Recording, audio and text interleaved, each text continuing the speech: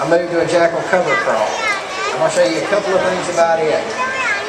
This bait, many of you probably have seen the old flying lure that you can put on, and you pull it and it slides backwards. Well, this is the old flying lure, except it's a new version of it. It's not going to fall as fast as the flying lure does. It falls a lot slower. Once it gets to the bottom, you let it sit. And I'm going to show you something first when I got the bait out there on that end of the tank. Most people that fish any type of soft plastic or jig, and shake your heads if you haven't. Point your rod at the bait, raise it up to 12 o'clock, drop your rod tip, and then you reel the slack up. You know how far your bait moves when you do that?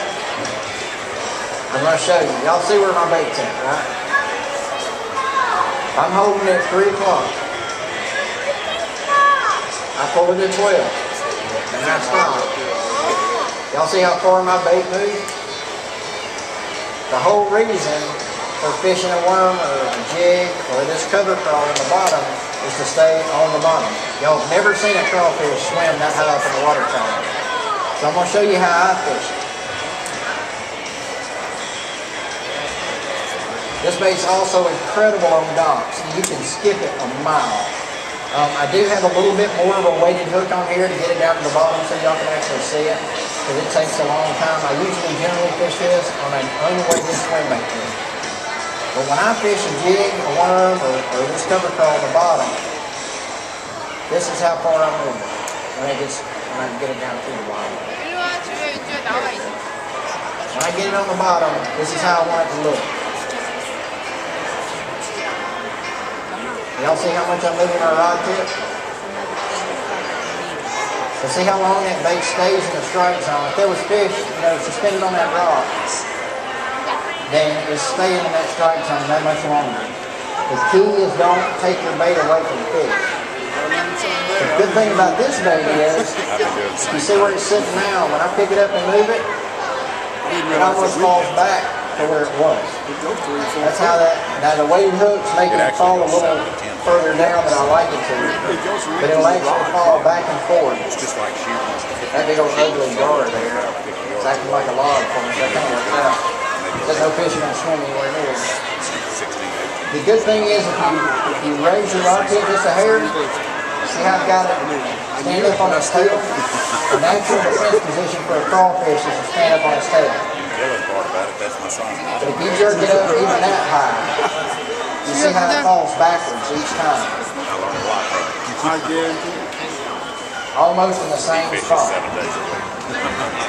Fish can't stand that, generally.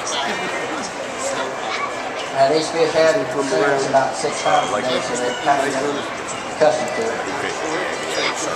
You can also swim this bait. I don't do it very often.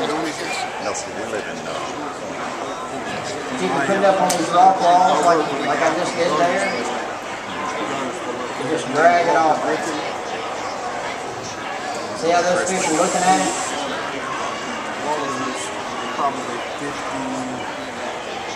The longer I let that bait sit there and let that fish look at it, the more irritated he's going to get. Every now and then I'll move it. See how it just falls? Now watch it actually curl up under that rock as it's falling. Y'all see that?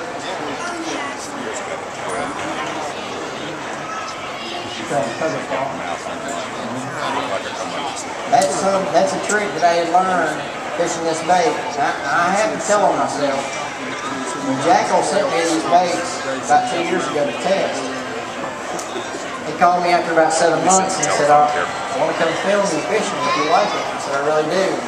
So he showed up to film me, and I started laughing. And I saw the bait tied on, and he said, you're funny. And I said, what's so funny? He said, you rigged it backwards. Normally you would screw something into the tail of it. This you use on the front, so it slides back. The one place that I've won money on this, a lot of money, is Smith Lake, doing exactly what I just did. All the rock ledges on Smith Lake and the Warrior River fall pretty much the same way that rock wall falls. When you pitch it up, you barely move. Because the crawfish are going to be on rock. He's been released.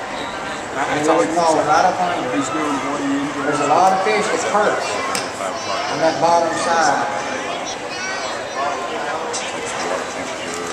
So you can kind of get your bait to places that other people can't get their bait. If you have any questions about this bait or any of the other two or how I tied the knot, once I get out from here, I'll be over at that table.